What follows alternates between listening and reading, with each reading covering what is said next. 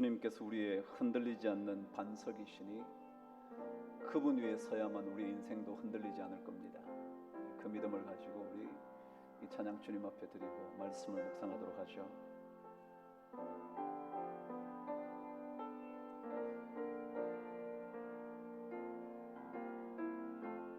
이 몸의 소망 무언가 우리 주 예수뿐일세.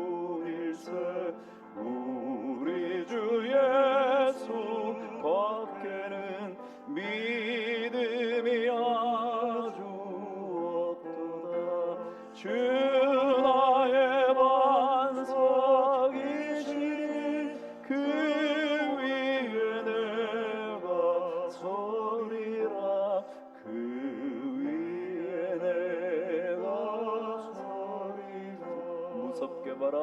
무섭게 바람 부는 밤 물결이 높이 설렐 때 우리 주 크신 은혜에 소망의 낯을 주리라. 주 나의 반석이시니 그 위에 내가 서리라. 그 위에 내가 서리라. 세상에 믿던 모든 것 끊어질 그날 되어도 구주의 언약 믿사와 내 소망도 그리라. 주 나의 반석이시니 그 위에 내가 서리라. 그 위에 내가 서리라. 바라던 천국 올라가 하나님 앞에 되올 때 구주의 의를 힘입어 어여시 바로 서리라. 주 나의 반석이시니 그 위에 내가 서리라. 그 위에 내가 서리. 세상에 믿던 모든 것 세상에 믿던 모든 것 끊어질 그날 되어도 주님의 약속 믿사와 내 소망도 그리라. 주 나의 반석이시니 그 위에 내가 서리라. 그 위에 내가 주 나의 반석. 주 나의 반석이시니 그 위에 내가 서리라. 그 위에 내가 서리라. 굳건한 반석이시니 굳건한 반석이시니 그 위에 내가 서리라. 그 위에 내가 서리. 그 위에 내가 서리. 그 위에 내가 서리라.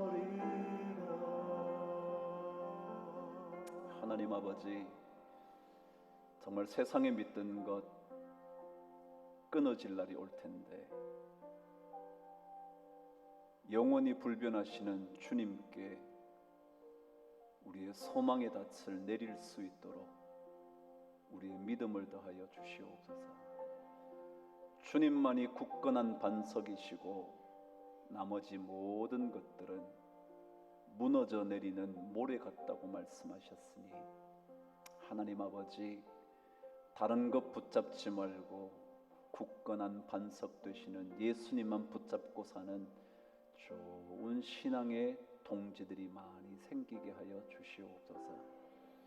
이 세상의 모든 소망 물결처럼 흔들릴 때 흔들리지 않는 소망이신 예수님 바라보게 하여 주셔서 우리의 삶의 발걸음도 흔들리지 않도록, 가라앉지 않도록, 무너지지 않도록 축복하여 주시옵소서.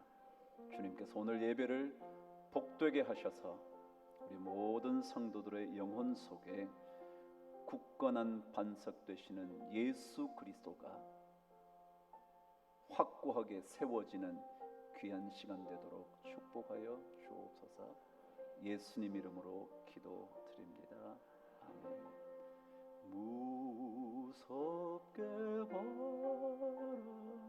부는 밤 물결이 높이 설렐 때 우리 주 크신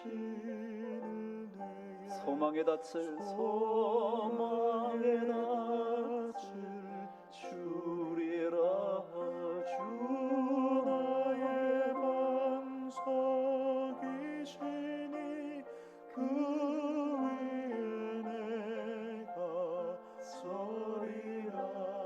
그 위에 내가 주 나의 반석이시니 주 나의 반석이시니 그 위에 내가 서리라. 그 위에 내가 서리라.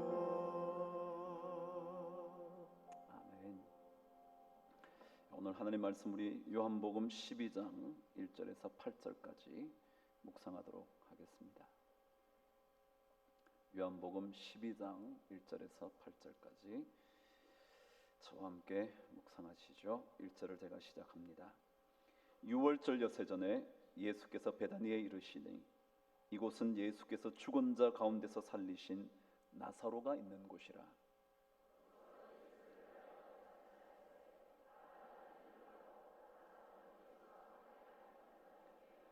마리아는 지극히 비싼 향유 곧 순전한 나드 한 근을 가져다가 예수의 발에 붓고 자기 머리털로 그의 발을 닦으니 향유 냄새가 집에 가득하더라.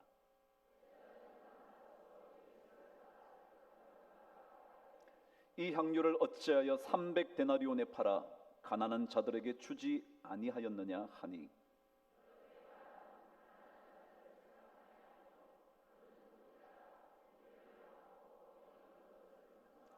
예수께서 이르시되 그를 가만두어 나의 장례할 날을 위하여 그것을 간직하게 하라.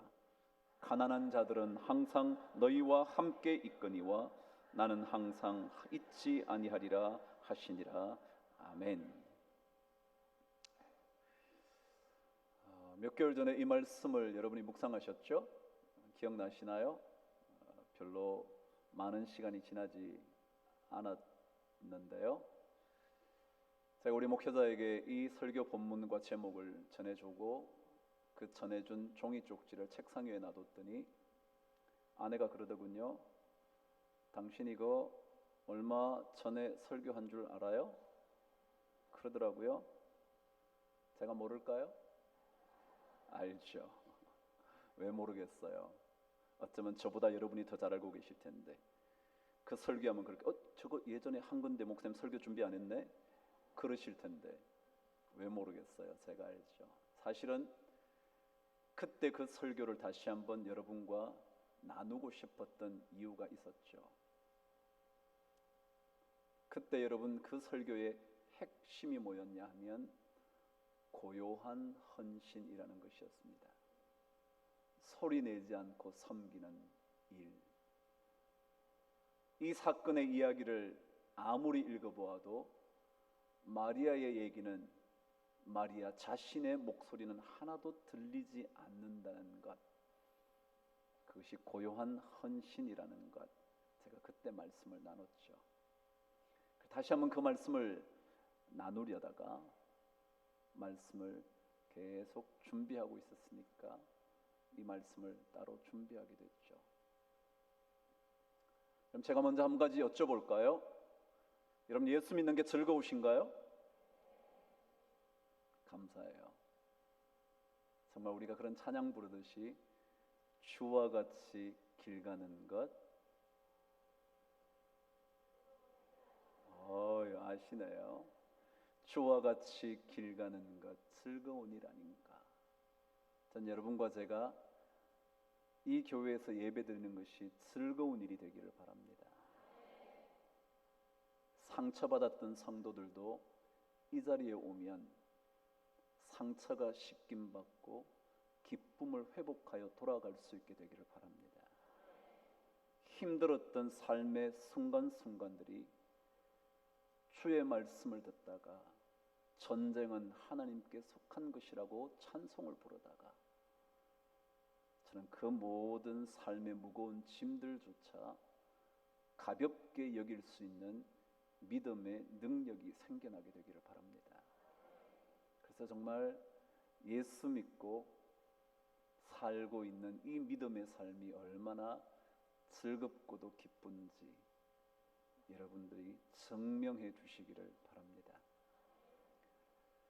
저에게 문자를 보내는 성도님들이 많이 계십니다.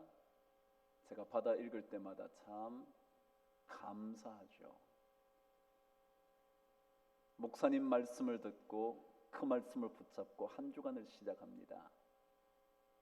얼마나 그 말씀이 힘이 되는지 그 말씀 따라 한 주간을 승리하고 싶습니다 라는 문자를 늘 보내시는 성도들이 계시죠. 그 문자를 읽으면 제 마음도 기쁘죠. 그래서 제가 주를 위하여 화이팅, 그래서 제가 답신을 보내죠. 여러분, 어떤 일이든지 그 안에서 즐거움을 얻으려면 일정 수준 이상의 궤도를 가져야 한답니다. 다시 한번요.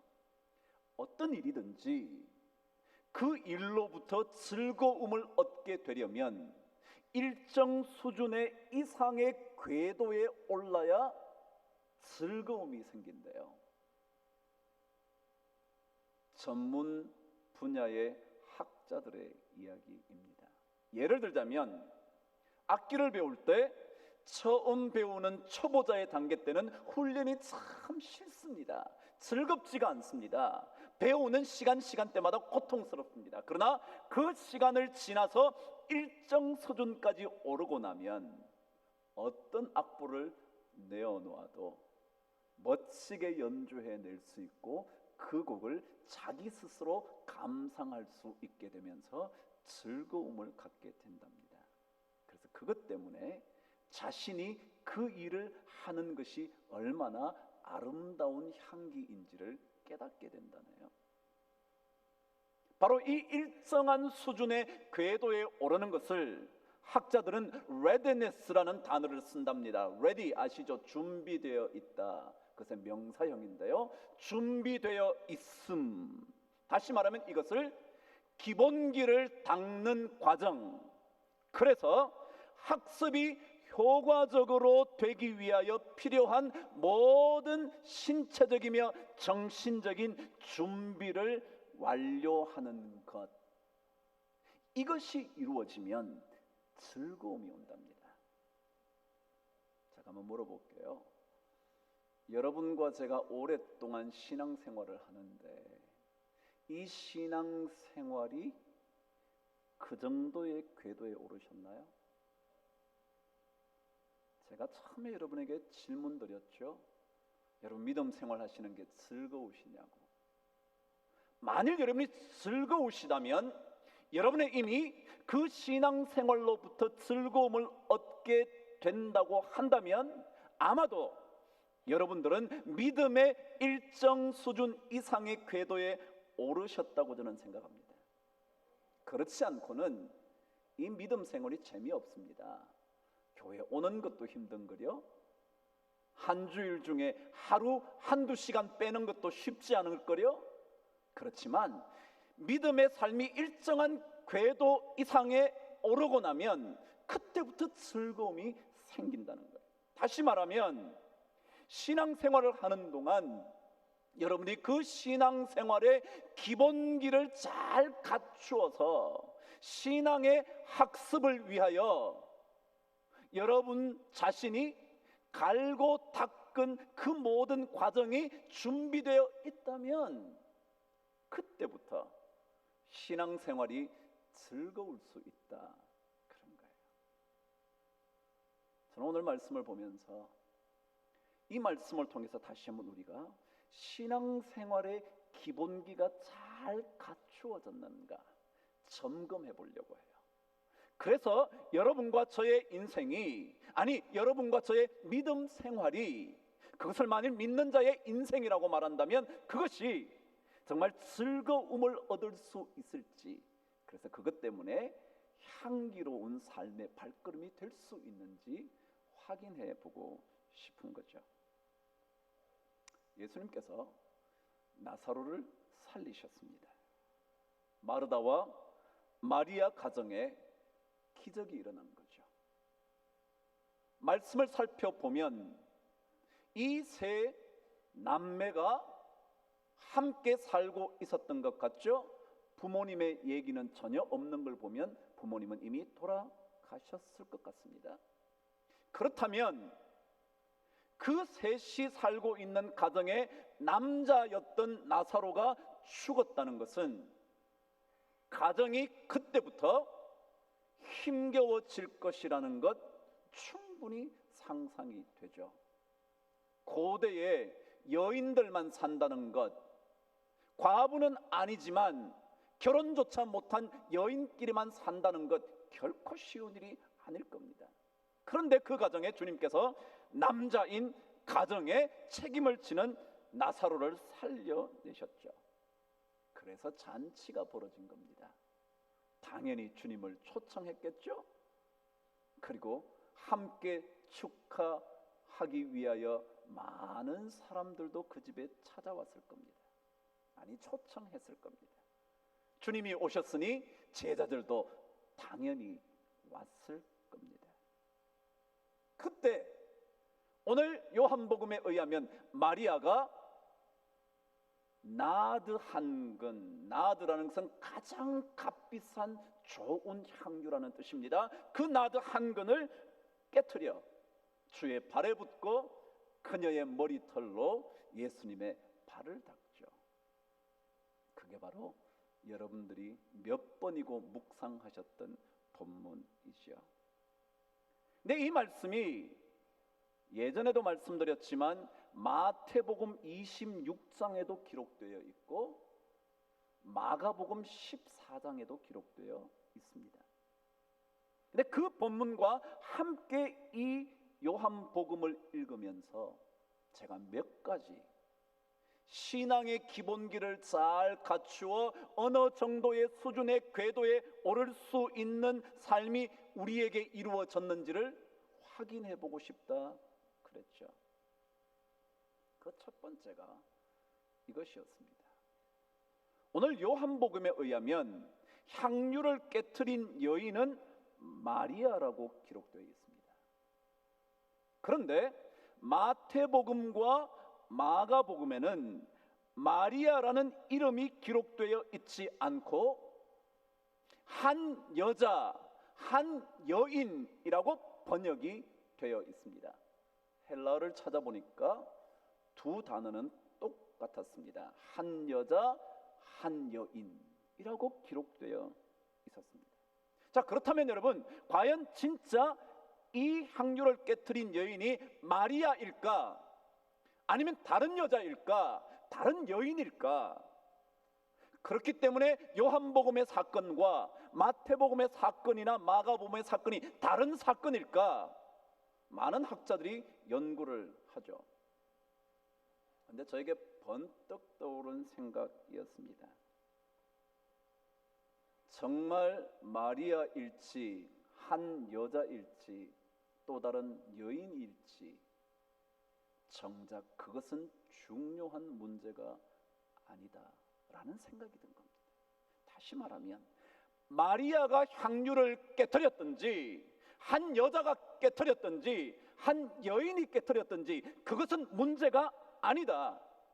사실 중요한 것은 내가 그 여자 그 여인 마리아처럼 귀중한 향유를 옥합을 깨트릴 수 있느냐, 그게 중요하다라는 생각이 든 겁니다. 그래요, 진짜 중요한 것은 내가 향유를 깨트릴 수 있는가가 중요하지 마리아일지 한 여자일지 한 여인이라고 말해야 할지 그것은 중요하지 않다는 겁니다. 정말 여러분 자신이 마리아가 되시고 그 한 여인이 되시고 그 한 여자가 되어야지 그 사람이 누구인지 밝히는 게 뭐 그리 중요하겠습니까? 우리는 신앙생활하면서 자꾸 나를 놓칩니다. 남을 얘기합니다. 남에 대하여 평가합니다. 자기는 돌아보지 않습니다. 나를 빼놓고 남 얘기하는 일에 시간 가는 줄 모릅니다. 내가 어떤 인생의 향기를 남겨야 하는지는 생각하지 않고 남의 이야기로 인생의 수많은 시간들을 묻어버리고 맙니다. 이제는 자신을 돌아볼 때 같습니다. 요즘 수많은 사건들이 일어나죠. 그 사건들을 보면서 생각나는 게 그거잖아요. 전부 다 남 얘기입니다. 왜 이래? 왜 이랬어? 왜 이렇게 됐어? 끊임없이 내 자신을 들여다볼 수 있어야 하는 시간은 다 날려버린 채 우리는 끊임없이 다른 조건들과 다른 사람들을 이야기하면서 시간을 보내며 흥분하는 것입니다.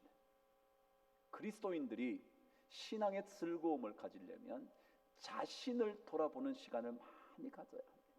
마리아이든지 관계없습니다. 한 여자여도 관계없습니다. 그 사건이 다른 사건이어도 관계없습니다. 내가 정말 주님을 만났을 때, 주님을 만나고 계실 때 향유를 주님 앞에 부어드릴 수 있느냐, 그게 더 중요하다는 것입니다.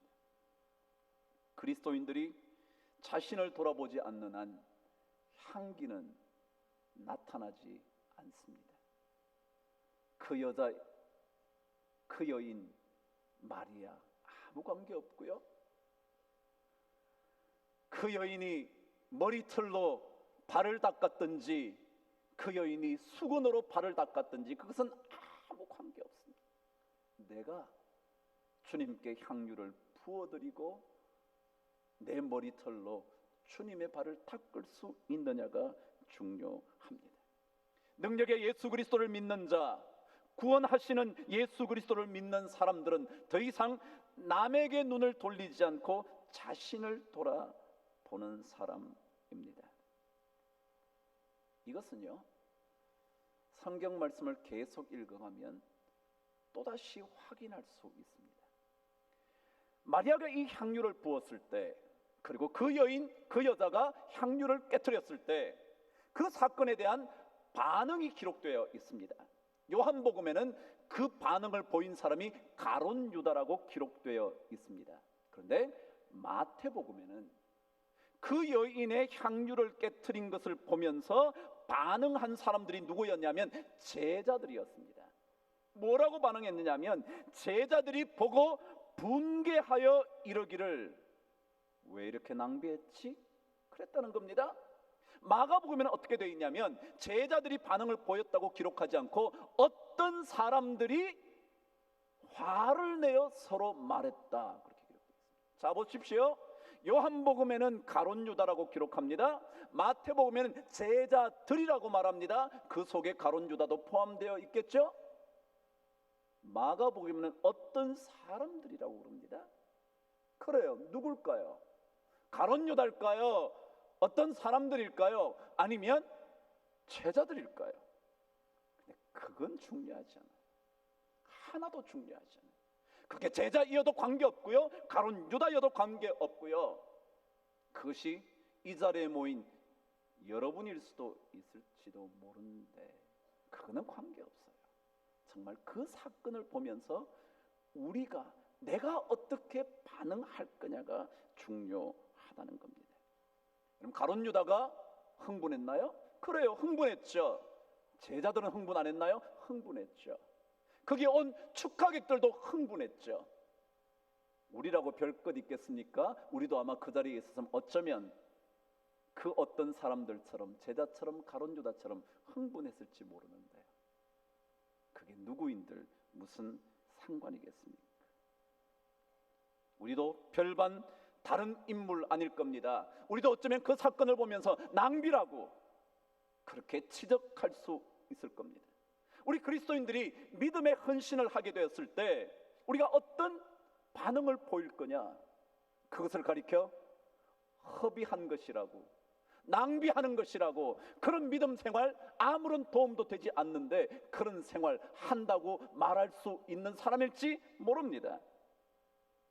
그래서 결국 중요한 것은 가룟 유다를 보면서, 제자들을 보면서, 어떤 사람들을 보면서, 마리아를 보면서, 한 여자를 보면서, 한 여인을 보면서 우리가 어떻게 해야 될 것인가, 우리는 어떻게 할 것인가 생각해 보고 되돌아보아야 한다는 것입니다. 그렇지 않다면 우리도 어쩌면 그 자리에서 그 사건을 보면서 낭비라고 그렇게 분노하며 분개하며 화를 내면서 말했을 수도 있다는 거죠. 그래서 사도 바울은 갈라디아에서 이렇게 말을 했죠. 형제들아, 사람이 만일 무슨 범죄한 일이 드러나거든 신령한 너희는, 다시 말 믿음을 가진 여러분과 저는 온유한 심령으로 그러한 자를 바로잡고, 그 다음 뭔 줄 아세요? 너 자신을 살펴보아 너도 시험을 받지는 않을까 두려워하라. 나를 돌아보는 겁니다. 사건을 보고요, 나를 돌아보는 겁니다. 요한복음의 기록을 보고요, 나를 돌아보는 겁니다. 그런데 우리는 나는 보지 않습니다. 믿음의 이야기의 주인공이 내가 되어야 되는데 나는 별로 중요하지 않습니다. 저 사람이 어떻다고요? 저 사람은 저런데도 저렇다고요? 라고 말합니다. 그러는 동안 우리의 신앙은 기본기가 준비되어 있지 않은 레드니스가 되어 있지 않아 일정한 궤도에 오르지 못하니까 신앙생활이 즐겁지가 않은 겁니다. 그냥 하는 거죠. 오래 믿어서 하는 거고요, 직분을 받아서 하는 거고요, 목사 됐으니까 하는 거죠. 근데 정말 기쁘게 이제는 남들 이야기에서 자신에게로 눈을 돌려 자신을 잘 들여다보고 내가 향유를 부어야지, 남들이 부은 것과는 관계없고요, 남들이 얼마나 부었는지 신경 쓰지 말고요, 내가 부어야지 생각할 수 있는 은혜가 여러분들에게 있게 되기를 바랍니다. 두 번째입니다. 말씀을 읽다 보니까 두 번째 떠오른 묵상거리가 발견됐습니다. 저와 함께 2절을 함께 읽으시죠. 시작. 거기서 예수를 위하여 잔치를 할새 마르다는 일을 하고 나사로는 예수와 함께 앉은 자중에 있었다 그랬어요. 그럼 이 2절의 핵심이 뭐냐면요, 그 베다니에 있는 나사로의 집에서 잔치가 열렸는데 누구를 위하여 열렸대요? 예수를 위하여 열렸대요. 이게 핵심입니다. 이것이 바로 목표라는 겁니다. 예수 그리스도를 믿는 사람들의 삶의 목표는 뭐냐면 예수를 위하여입니다. 이 잔치는 누구 때문에 열렸냐면요, 살아난 나사로 때문에 열린 것이 아닙니다. 누구 때문이라고요? 나사로를 죽은 자 가운데 살리신 예수님 때문에 열린 겁니다. 예수를 위해 열렸으니 예수가 중심이어야 합니다. 예수가 목표여야 하고 예수가 목적지여야 합니다. 그런데 이 자리에 온 사람들은 잔치하러 왔는데 이 잔치가 누구를 위한 잔치인가를 모르는 겁니다. 왜요? 자 보세요. 나사로가 죽었다가 살았어요. 아니 집안 전체가 망했다가 산 거나 다름없어요. 그랬다면 이 사람을 살려준 예수에 대하여 당신 진짜 대단하네, 고맙네, 이 베다니 집 나사로 집을 살려줬으니 감사하네, 그래야죠. 그렇다면 나드 한 근을 깨트린 것을 가지고 뭐라 그래야 돼요? 잘 드렸어. 너 그것보다 더 드렸어야 됐어. 그 정도 가지고는 모자라. 너네 집 완전히 살았잖아. 너 그것 가지고는 모자라 라고 말해야죠. 그런데 뭐라 그랬다고요? 예수가 목적이 안 되니까, 예수가 목표가 아니니까 이거 팔아다가 가난한 사람 줘야지 라고 말하는 거예요. 지금 누구 때문에 잔치하는데요? 예수 때문에 잔치하는데요. 나사로를 살리신 능력의 예수에게 영광과 감사의 잔치를 벌이는데요. 그랬다면 그분에게 선물을 드리고 모든 것을 드려도 되는데요. 그 예수는 다 잊어버린 겁니다. 다 놓쳐버린 겁니다. 목표를 완전히 상실해버린 겁니다. 그러고 나니까 분개하는 거예요. 참 이상하죠. 여러분과 제가 예수 믿어요. 근데 예수 믿는 신앙 삶의 목표를 다 놓쳤어요. 예수 위해서 잔치했는데 딴 것에 신경을 쓰는 거예요. 그래서 그것 때문에 나는 교회 못 다니겠다는 거예요. 그것 때문에 예수 믿는 것조차 싫다는 거예요. 그럼 나사로가 생명을 얻었어요. 생명을 살려준 은인이 여기 있어요. 그에게 무언들 못 드리겠습니까? 근데 우리는 그분을 잃어버렸어요. 잃어버리고 나니까 나머지 것들이요 다 걸림돌이 되는 거예요. 신앙생활 마찬가지예요. 여러분과 제가 주님의 십자가의 보혈로 생명을 얻었어요. 그래서 우리는 주님을 위해 이제부터 사는 거예요. 그런데 이것을 놓치고 나니까 내가 드리는 것도 억울한 것 같고요, 남이 드리는 것도 쓸데없이 허비하는 것 같고요, 이 사람들 말한 대로 왜 낭비하고 왜 허비하느냐고 말하게 되는 것 같아요. 신앙생활은 향기를 위하여 믿음의 목표를 놓치지 않아야 합니다. 그렇지 않으면 믿음의 모든 헌신이 쓸데없어 보이고 비난거리가 될 뿐입니다. 그리스도인들의 향기는 신앙 삶의 목표를 놓치지 않을 때 퍼져나가기 시작합니다. 예수 믿는 일은 주님께 영광을 돌리기 위해서 그렇습니다. 여러분, 나 위에 믿지 않습니다. 여러분 가족을 위해서 이 시간 나와서 예배 드리는 게 아닙니다. 우리는 주님께 영광을 돌리기 위하여 이 자리에 오셨다고 저는 믿습니다. 다른 종교는요, 자기를 위해 신앙을 가집니다. 신심을 가집니다. 내가 해탈을 해서 내가 부처가 되고 내가 성불하기 위하여 종교를 가집니다. 그러나 기독교는 아닙니다.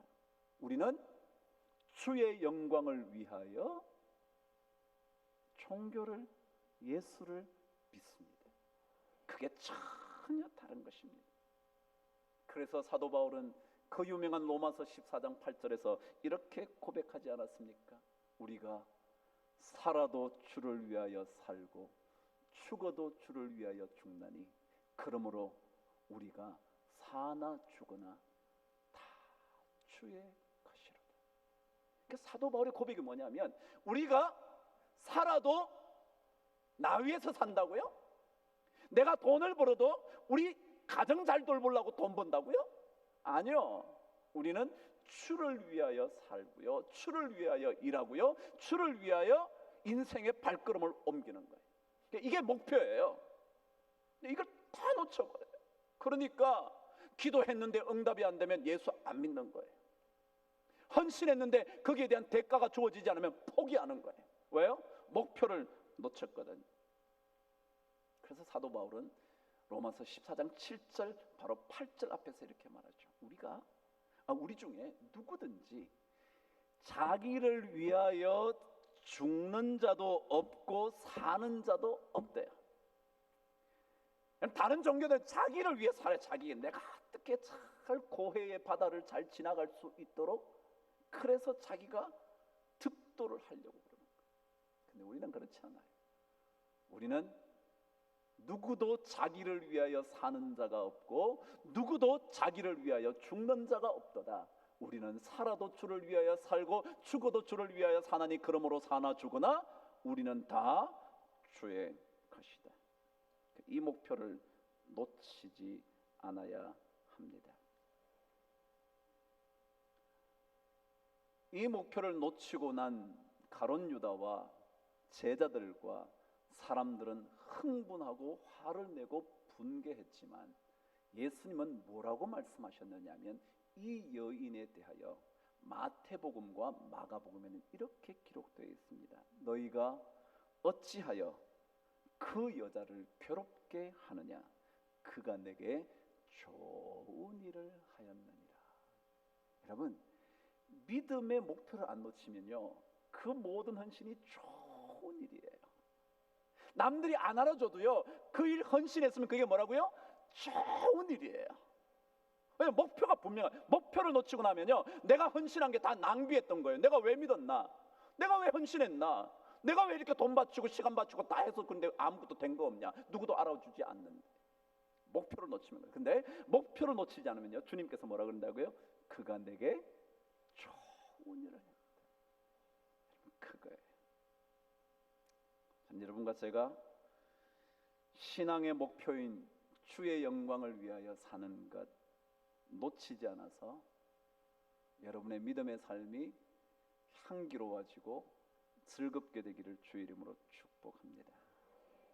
마지막 한 가지만 더 묵상하고 말씀을 마칠까요? 오늘 말씀 6절에는 가룟 유다의 이야기 하나 나와 있습니다. 그러나 가룟 유다의 이야기가 아니라 가룟 유다에 대한 요한의 이야기였습니다. 성령의 감동하심으로 말미암아 기록한 이 말씀이 가룟 유다에 대해서 뭐라고 말했느냐 하면 이렇게 말했습니다. 시작. 이렇게 말함은 가난한 자들을 생각함이 아니요 그는 도둑이라 돈 궤를 맞고 거기 넣는 것을 훔쳐감이러라. 본문이 안 나왔군요. 그래서 못 읽으셨군요. 성경 한번 다시 한번 펼쳐 보실래요? 6절을 저와 함께 읽겠습니다. 시작. 이렇게 말함은 가난한 자들을 생각함이 아니요 그는 도둑이라 돈 궤를 맞고 거기 넣는 것을 훔쳐감이러라. 그랬죠? 향기로운 믿음의 삶을 살려면 세 번째가 뭐냐면 거짓 포장하지 않는 훈련을 해야 한다는 겁니다. 거짓 포장. 겉으로는 말썽하게 말하는데 속은 전혀 아닌, 그것을 주의하지 않으면 향기로운 인생이 될 수가 없다라는 겁니다. 가룟 유다는 멋들어지게 말했습니다. 가난한 자들 도와야지. 그 얘기하면요, 어느 누구도 반박할 수가 없어요. 이 땅에도 그렇잖아요, 여러분. 웬만한 사람 무조건 돈을 벌었어도요, 너 가난한 사람 도와줘야지. 그럼 할 말 없어요. 아무도 말 못해. 그런데요, 가룟 유다는 그 말과 속마음은 전혀 달랐다는 거예요. 이렇게 말하면 진짜 가난한 사람을 도와줘야 되겠다는 생각이 아니라 그는 도둑놈이라 돈을 넣어야 돈 가져갈 수 있는데 넣지 않았으니 억울해서 그렇지 라고 기록했다는 것입니다. 그렇습니다. 어느 누구도 이 말에는 피해갈 길이 없습니다. 땀을 흘려서 돈을 벌어도요, 너 가난한 사람 안 도와? 그럼 우리는 죄인처럼 살아야 됩니다. 그런데 사실은 그 속에 다른 뜻이 있다는 것. 다 위장하는 것입니다. 거짓으로 아름답게 꾸며놓는 것입니다. 신천지의 특징이 뭐래요? 거짓말이야. 말은 그럴듯한 겁니다. 들어보면 어느 누구도 반박할 수가 없습니다. 그런데 속은 아닙니다. 이런 교회 팔죠 뭐. 가난한 사람 다 도와주고 우린 천막 치고 예배드리죠 뭐. 여러분, 거짓으로 포장하는 훈련을 하시면 향기가 없다. 그래서 주님이 언젠가 이런 얘기를 하신 적이 있으셨습니다. 마태복음 5장 37절에서 이렇게요. 오직 너희 말은 옳다 옳다 아니라 아니라 하라. 이에서 지나는 것은 악으로부터 나느니라 그랬어요. 뭐라 그러시냐면 주님께서 그냥 그러면 그렇다 그래라, 아니면 아니라 그래라.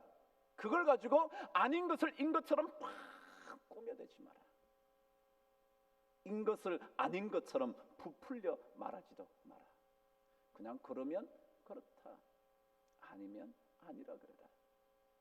이에서 지나는 것은 다 악으로부터 나옵니다. 가룟 유다요? 마리아가 한 것에 대해서 지가 왜요? 지가 가난한 사람 도와줄 일 있으면 뭐예요? 지가 헌금하면 되지. 왜 그 사람 보고 그런데요? 그러니까 이면 이다, 아니면 아니다. 저한테 횡령과 비리 문제가 심각했다고 그랬죠? 근데 그때 드디어 고발당했으니까 이제 검찰과 경찰의 조사를 받아야 돼요. 근데 교회에서 저에게 목사님 변호사를 쓰시죠 그러더라고요. 근데 제가 그때 뭐라 그런 줄 아세요? 장로님, 저 변호사 안 씁니다. 이유는 이렇습니다. 변호하시는 분이 제가 한 일을 안 한 것처럼 변호하시면 변호사입니까? 아닙니다.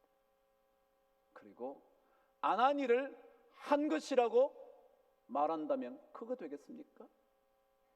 그렇다면 저는 좋은데 가도 됩니다. 가서 한 것이면 했다 그러고 안 했으면 안 했다 그러면 되지. 내가 변호사 왜 필요합니까? 잘 안 합니다. 제가 법에 대해서 무식해서 그렇거든요. 무식해서.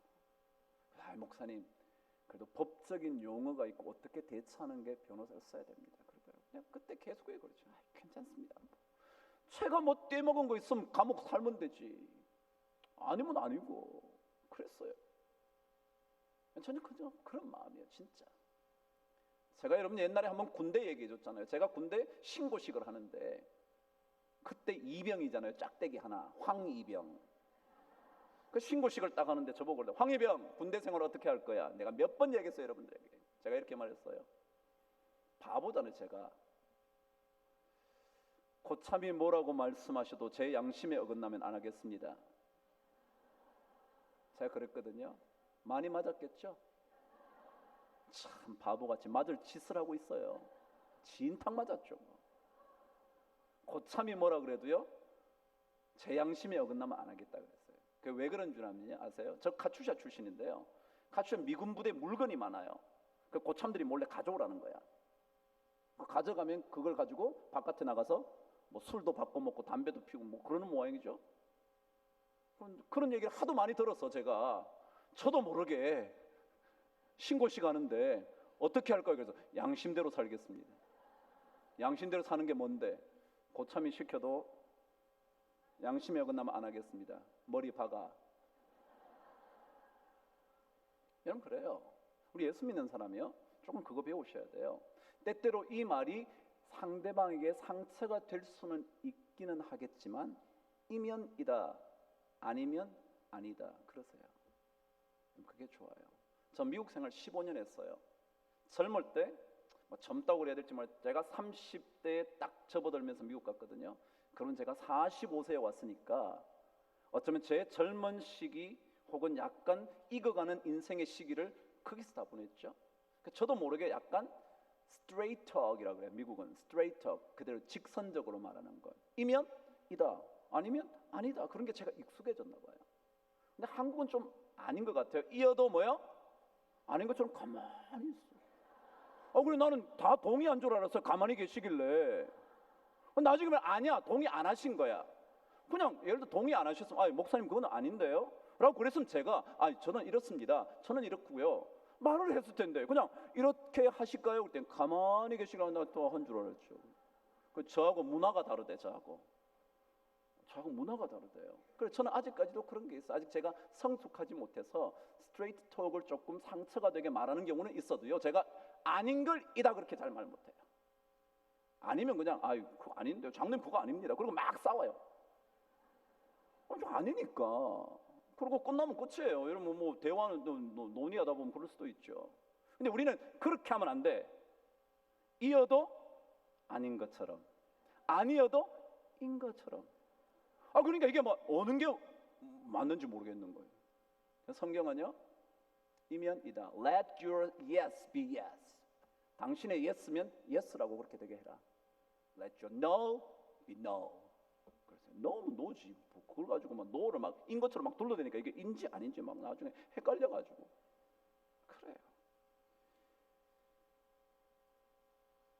신앙생활은요, 이 훈련을 하는 거예요. 그래서 no라고 할 때 여러분 너무 상처받지 마세요. 그냥 그래서 아닌가 뭐지 뭐 그러면 되잖아요. 그런데 이 사람이 나하고 관계가 나쁜가 봐, 관계를 끊을래나 봐, 이 사람이 딴 사람하고 짝짝꿍 했나 봐, 그러지 마세요. 여러분 그냥 아니면 아닌 거지 뭐. 여러분 이 이야기를 예수님께서 마태복음 5장 37절에 하셨는데, 이 이야기는요 예수님께서 한 얘기를 끄집어내시고 난 다음 결론으로 하신 얘기였어요. 그 내용이 뭐였냐면요, 헌맹세에 관한 겁니다. 헌맹세. 다시 말하면 아니면서도 나 할 거야, 해줄게, 어떻게 할게 라고 하는 거짓 맹세에 대하여 주님께서 얘기를 쭉 하시고 난 다음에 결론으로 뭐라고 그러셨냐면 예스면 예스, 아니면 아니라 그래라. 이에서 지나는 것은 악으로부터 나느니라. 우리 그렇잖아요. 아니면서 인 것처럼 내가 더 큰 소리 치는 거야. 막 거짓 포장하지 말라. 예수 믿는 사람은 약간 그런 면으로 훈련을 하셔야 돼요. 물론 스트레이트 톡이 안 좋을 수도 있어요. 상처가 될 수도 있지만 그걸 조금 더 부드럽게 말하면서 그래도 거절하는 법을 배우시고, 거절 당하는데 그렇게 너무 고민하지 마시라. 여러분 뭐 특별히 제가 여러분에게 아니라 그런다 제가 여러분 미워서 그런 거 아니에요. 우리 장로님들도 그래요. 제가 미워서 그 사람 너 이런 거 아니에요. 그냥 그게 제가 목회하려는 거하고 다르니까 그냥 이렇게 해봅시다 그러는 것 뿐이지. 근데 우리는 그걸 가지고 막 해석을 막 엄청 해가지고 복잡해. 그러다가 이게 심해지면 뭐예요? 거짓말하는 거예요. 가룟 유다는 거짓말했어요. 다시 한번 게하시 얘기할까요? 나만 장군 얘기 또 할까요? 자, 자기가 진짜 조금 돈이 필요했다면, 옷이 필요했다면, 그래도 자기가 나만 장군을 인도해줬고 엘리사에게 데려다줬고 그랬으니까 저 좀 돈이 필요한데 저에게 좀 주실까요? 라고 말했으면 되잖아요. 그런데 뭐라 그래요? 이렇게 말해요. 우리 엘리사 선생님이 거기에 자기의 제자 한 명이 멀리서 왔는데 그 사람에게 도와줄 게 필요하다고 그럽니다 라고 말했는데, 도와주려고 한 게 아니라 자기 먹으려고 한 거였잖아요. 그러니까 말은 그렇듯해요. 들어보니까 그렇구나, 엘리사가 선지자가 가진 게 없을 테니까 멀리서 온 사람 도와주려니까 없어서 나한테 부탁하나 보다 그랬겠죠. 근데 그게 다 뭐라고요? 거짓말로 포장한 거예요. 게하시가 그렇다고요. 그냥 차라리 저요, 엘리사 선생님이 선지자가 돈을 안 밝혀요. 그러니 저야말로 진짜 가난뱅이겠죠? 저 조금만 주시면 안 될까요? 차라리 그랬으면 됐어. 근데 그런 얘기 안 하잖아요. 굉장히 멋지게 엘리사 선생님에게 선지자가 멀리서 왔는데 그 선지자 제자가 필요한 게 많답니다. 그래서 도와주고 싶은데 엘리사 선생님은 가진 게 없어서 도와주지 못하니까 좀 달라 그럽디다. 그 자리에서는 말씀 못 하셨는데 이렇게 제가 찾아왔습니다. 다 거짓말이에요. 다 거짓말. 신천지 특징이 뭐라고? 입만 벌리면 거짓말. 주의하세요, 여러분. 주의하세요. 그래요. 오늘 여기에 마지막으로 제가 1부 때는 이 시간이 좀 없어서 안 했는데 마지막에 여기 생각함일러라 12장에 우리가 읽었잖아요. 방금 뭐라고 그랬냐면 가난한 자들을 생각함이 아니요. 여기에 생각하다는 단어가 뭐냐면요, 관심을 가지다 그런 뜻이에요. 그러니까 결국 가룟 유다는 가난한 사람의 관심에 있는 게 아니라 뭐예요? 돈에 관심이 있어요. 여러분 교회에도요 돈에 관심 있는 사람이 많아요. 돈에 주의하세요. 자기도 모르게 거기에 관심이 가면 거짓으로 자꾸 포장을 해요. 그래서 예스를 예스라 말 못하고 노를 노라고 그러지 못한 채 자꾸 이상하게 얘기를 거라고요. 그래서 복잡해져요. 그럼 조금 더 심플하게 삽시다. 단순하게. 그럴 때 그리스도인들의 향기가 난다. 그 얘기를 조금 덜 상처받게 말하면 더더욱이 좋게 해야죠. 갈라디아 말씀대로 잘못한 것이 드러나거든 온유한 심령으로 그들을 바로잡고, 그리고 조금 더 온유하게 말하면 돼요. 여러분 부인도 마찬가지예요. 남편이 뭐라 그러거든 상처받지 마세요. 그냥 노한 것뿐이지 당신 미워하는 것도 아니고 당신 무시하는 것도 아니야. 그냥 노라 그러는 거지.